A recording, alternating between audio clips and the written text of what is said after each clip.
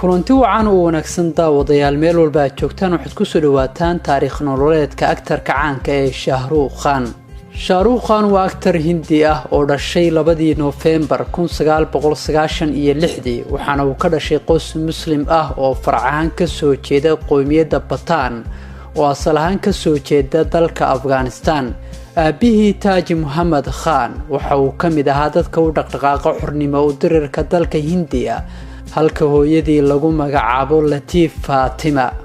Shahrukh Khan ayaa ka yimid kiisa Khazani Bazaar oo ka mid ah gobolka Peshawar ee dalka Pakistan kahor intaysan kala go'in labada dal ee dalka Hindiya iyo Pakistan.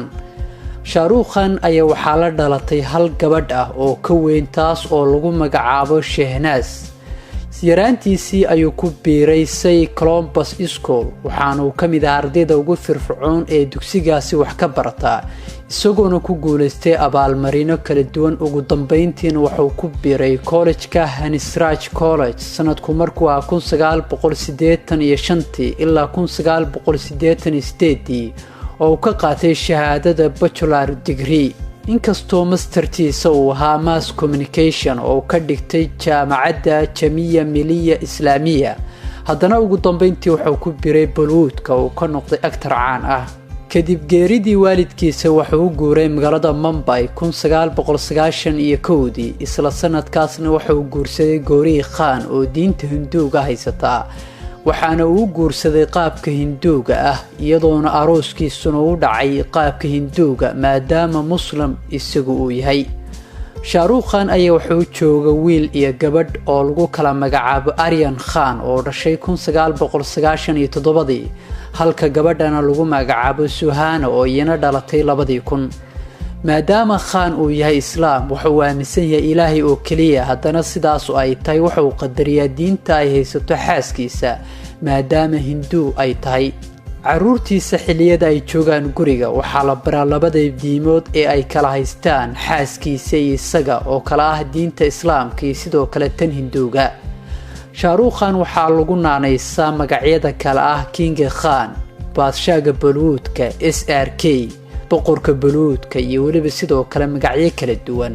isagoona matalay ilaa 90 filin isla markaasna filinkii ugu horeeyay matalay 1992 kaas oo lagu magacaabi jiray Diwana. 14 bilood ayuu ku guuleystay oo ka qaatay shirkadda Filmfare Award 8 kamid ah biladahaasi Best Actress ayuu ku qaatay amaba aktarka ugu qaabjilinka wanaagsan. 11 kamid ah filimadiisa ayuu ka helay 1 bilyan oo lacagta rubiga ah oo dalka Hindiya waana aktarka kaliya ee sameeyay 15 blockbuster oo filmaanta Hindiga ah. King Khan ayaa dowladda Hindiya waxay siisay bilada afraad ee muwaadinka ugu sarreeya la siiyay Padma Shri. sidoo kale dowladda Faransiiska ayaa siisay 2 biladood oo la siiyo dadka ugu darajada sarreeya dalka Faransiiska. filimadiisa ayaa waxaa ka mid ah Dilwale Dulhania Le Jayenge oo matalay 1995, Kuch Kuch Hota Hai, Devdas, Jagdi India, Om Shanti Om, Rabdi Bana Jodi, Kabhi Khushi Kabhi Gam, Kal Ho Na Ho, Fir Sara, Kabhi Alfida Na Kehna, My Name is Khan, Idiot, Basigar, Dar, Karan Arjun, Ramchani, Army, Koila, Yes Boss, Perdes, Dil To Pagal Hai, Duplicate, Badshah, Kal Ho Na Ho, Main Ho Na, Rawan iyo waliba sidoo kale labada qaybood ee taxanaha ah ee filimka Dawn. inkastoo guula laxaad la gaaray SRK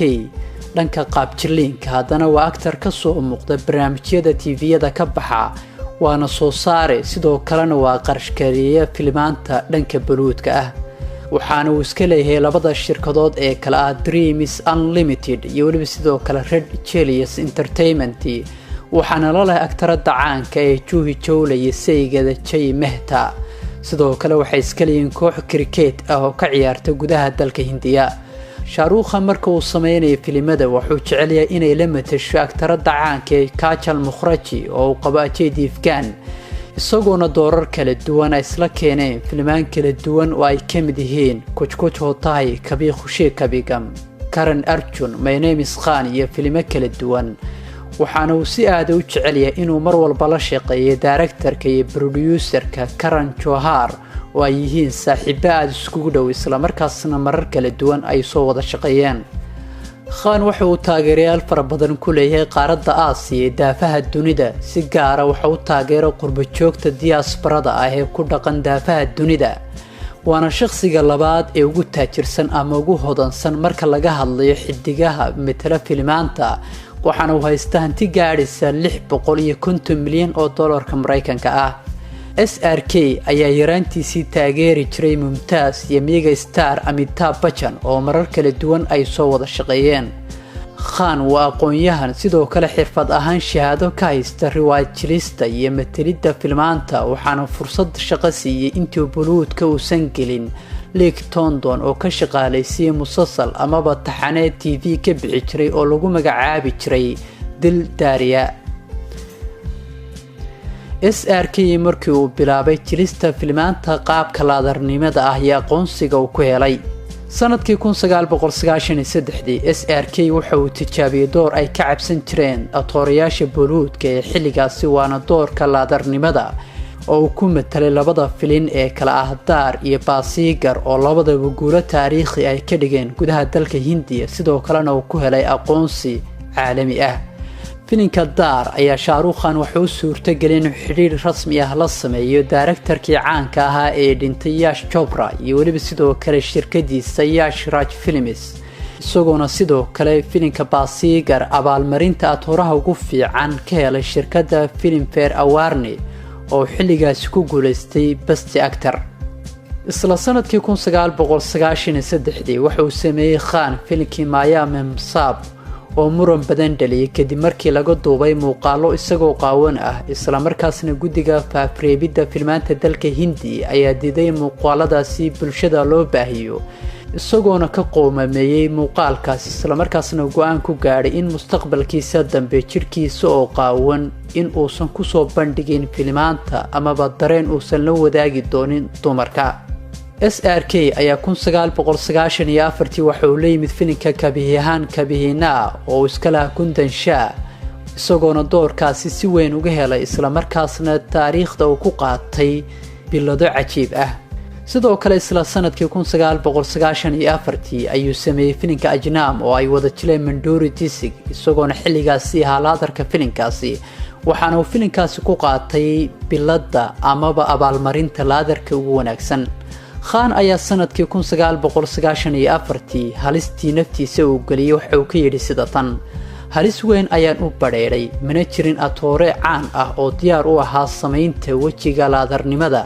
laakiin halistii aan qaatay ayaan asaagayga kaga fiicnaaday. SRK markii loo aqoonsaday atooraha filimada jacaylka looga hadhay. la yaab maaha in dunida SRK uu ka ilmeysiiyay dad fara badan oo mucaashiqiin ah, hase haatee 1995 ay waxa uu la yimid 7 filin, kuwaas oo qaarkood ay ahaayeen jacayl, isla markaasna si aad ah ay dadku uga heleen. filinka sida weyn dadka u gelgelay ayaa waxa uu ahaa Dilwale Dulhaniya Le Jayenge oo director uu ka ahaa Titya Chopra oo dhalay Yash Chopra, iyadoona filinkaasi ay atirisha ka ahayd Kajal Mukhraji,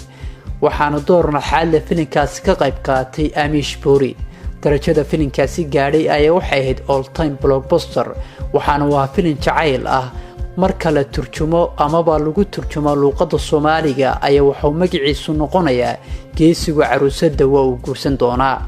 Karan Arjun oo Rakesh Roshan uu director ka ahaa, isla markaasna Salman Khan uu qayb lixaad ka qaatay, ayuu sanadkii 1995 keenay Shah Rukh Khan,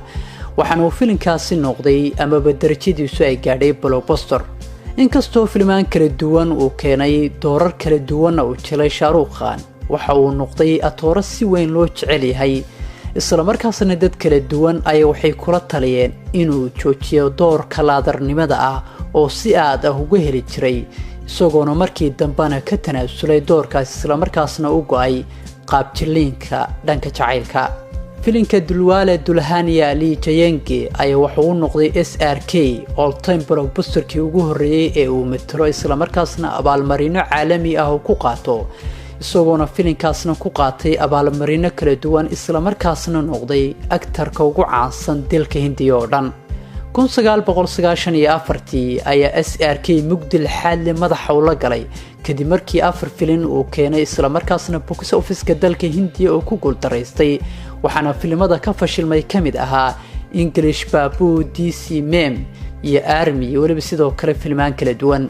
sanadkii 1997 ayuu soo laba kacliyay xidigan isagoona keenay filmaan ay kamid yihiin Yes Boss oo hit dhameystiran u noqday iyo filimka Parades oo isna super hit u noqday isla markaasna waxuu filim u keenay shirkadda Yash Raj Films kaas oo director ka ahaa Yash Chopra waana filimka Dil To Pagal Hai oo ay wada jilayeen Mandoori Dixit, Karishma Kapoor iyo Akshay Kumar filimkaasna darajadiisu waxay noqotay blockbuster si aad ah loo xiiseeyo Dil To Pagal Hai mar kale Khan wuxuu muujiyay awoodiisa qaabjiliinka oo sare ugu sii qaadi karo isagoona noqday atoor si aad ah loo xiiseeyo isla markaasna kaalin fiican ka galay qaabjiliinka iyo atoorayaasha awoodda ku leh dalka Hindiya SRK ayaa sanadkii 1998 saddex filin oo hogaamiye uu ka yahay la yimid hasaate laba kamid ah ayaa ka khasaaray filmaanta ka khasaaray ayaa waxaa kamid ah Duplicate iyo sidoo kale Dilse waxaana filimka u badbaaday uu ahaa oo kaliya filimka Kuch Kuch Hota Hai oo isaguna Salman Khan uu la matalayay iyo sidoo kale atarishooyinka kale ah Kajal iyo Rani isagoona filimkaasina uu gaaray darajada ah all time blockbuster saaxiibkiisa uu sida aadka u jecel yahay ee mar walba uu la shaqeeyay Karan Johar ayaa filimkaasi isagu iska lahaa isla markaasna director ka ahaa waana filimkii ugu horeeyay ee Karan Johar uu matalo isla markaasna director ka noqdo hal dhibaato oo weyn ayaa soo food saartay wixii xilligaas ka dambeeyay kadib markii filimka Shakti the Power isagoo muuqaal marti ah kula SRK lafta dhabarka uu dhaawac xoogan ka soo gaaray isla markaasna qaliin uu galay London lagu qalay isbitaal ku yaala sanadkii 2001 ayuu rikoodh caalami ah ka dhigay dalka Hindiya SRK kadib markii uu jiray filimka Kabhi Khushi Kabhi Gum oo dalka Hindiya blockbuster ka noqday sidoo kale daafaha dunidana ka noqday suuq ahaan all time blockbuster isla markaasna rikoodh caalami ah oo muddo 6 sano ah oo la jabin waayay ka dhigay gudaha dalka Hindiya SRK ayaa 2002 mar kale awoodiisu cirka gashay maadaama filimka Devdas oo iska lahaa Sanjay Leela Benzali oo ku faraystay isla markaasna uu ka soo xareeyay adduun dhan 13 milyan oo dollarka Mareykanka filimkaasna waxaa lagu qarash gareeyay 7.7 milyan oo dollarka Mareykanka ah Khan 2003 sanad wanaagsan ayuu ahaa inkastoo atooraha ugu wanaagsan sanadkaasi uusan qaadan hase haatee guulo lixaad leh ayaa filmaantiisu ay gaadheen kadib markii uu jiray labada filin ee kala ah Kal Ho Na Ho iyo waliba sidoo kale filimka Chalte Chalte oo guulo lixaad leh soo hooyay SRK iyo soo laba kacleyntiisii iyo samaynta rikoodha dheeraad ah sanadkii 2004 King Khan waxay ahayd sanad khaas u ah waxa uu sameeyay isla markaasna loo maalgeliyay filmaan kala duwan oo xaaskiisu ay u maalgelisay maadaama madax ay ka tahay shirkadiisa Red Chillies Entertainment waxaana filmaanta u maalgelisay kamid ahaa Main Hona oo gaaray darajada hit dhameystiran isla markaasna daafaha dunida oo dhan iyo dalka Hindiya ka soo xareeyay lacag dhan 10 milyan oo dollarka Mareykanka ah filimkiisa labaad ayaa waxa uu ahaa Fir Sara oo ahaa mid la yaab leh isla markaasna si aad dadku ay uga heleen isagoona 2004 filimkaasi keenay lacag dhan amaba adduun dhan 14 milyan oo dollarka Mareykanka ah SRK dhamaadkii sanadkii 2002 ayuu wuxuu soo saaray filimka Swadis inkastoo filimkani guuldareystay ganacsi ahaan hase haatee sheekadiisa ayaa daafaha dunida oo dhan wada gaadhay iyadoona guud ahaanba ay gilgishay caalamka oo dhan filimkani ayaa noqday filimkii ugu horeeyay ee Hindi ah ee lagu dhex duubo xarunta cirbixiyaasha Mareykanka ee NASA sanadkii 2006 ayuu mar kale la shaqeeyay saaxiibkiisa Karan Johar isagoona sameeyay filimkii Kabhi Alfidana Kehna oo gudaha dalka Hindiya daafaha dunida oo dhan guulo dhexdhexaad ah ka keenay hase haatee suuqyada caalamka oo dhan ayuu gilgilay isagoona keenay lacag dhan 17 milyan oo dollarka Mareykanka ah. isla sanadkaasi 2006 ayuu sameeyay filimka Dawn oo ku metelay laba waji, inkastoo qaabjiliinkiisa filimkana si aad ah looga helay, hase haatee dalka Hindiya wuxuu ka noqday hit dhameystiran isagoo dunida oo dhan ka noqday blockbuster si aad ah looga helay.